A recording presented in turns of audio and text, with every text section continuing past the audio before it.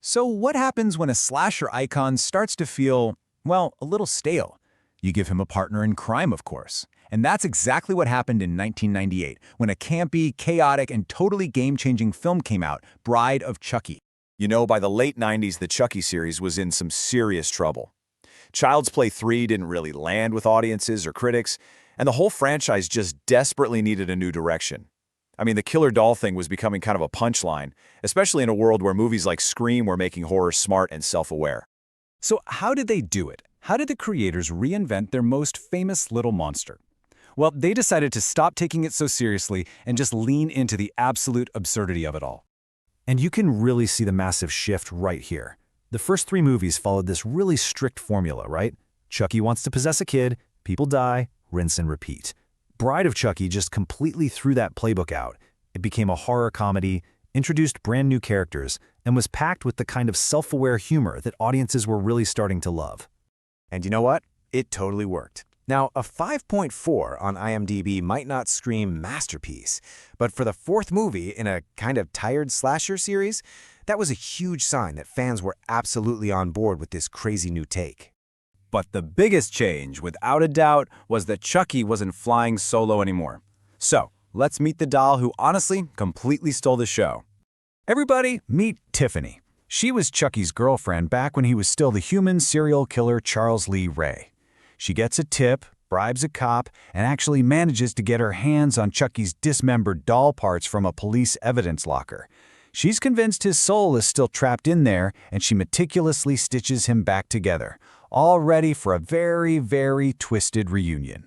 So after Tiffany does her voodoo thing and brings him back to life, she pulls out this ring she found, thinking it was an engagement ring for her. But Chucky just laughs in her face, completely mocking her dreams of getting married.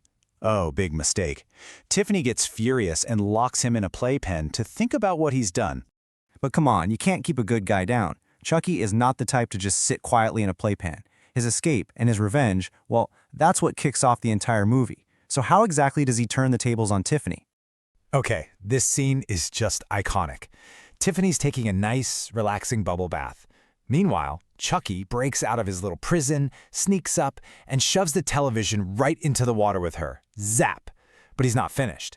As she's dying, he starts chanting that same voodoo ritual that got him into this mess, and bam! Her soul gets ripped out and shoved into a bride doll she had lying around. Welcome to the doll life, Tiffany. Alright, so now they're both trapped in plastic bodies, and they need a way out. Their one and only hope is this amulet, the Heart of Damballa. The catch? It's buried with Chucky's human corpse, all the way over in a cemetery in Hackensack, New Jersey.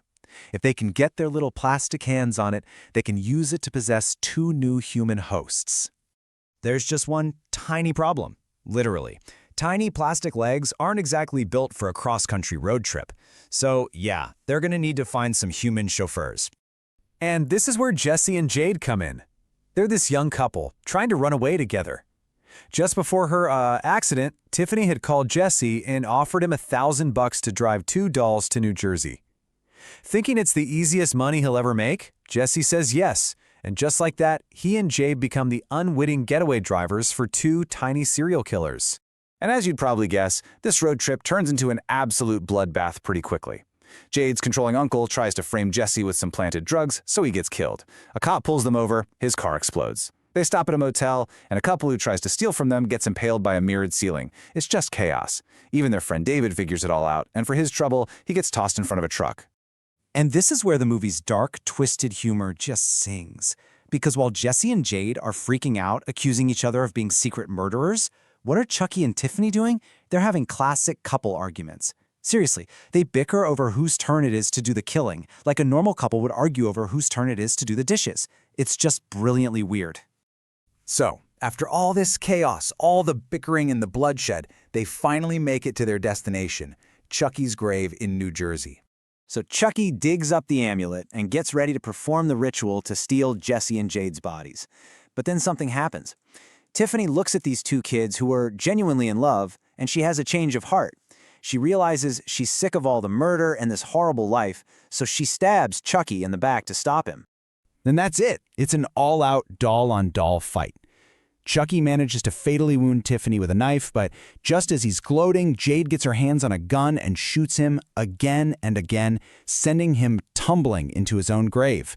And as he's dying, he screams that classic line, promising he'll be back.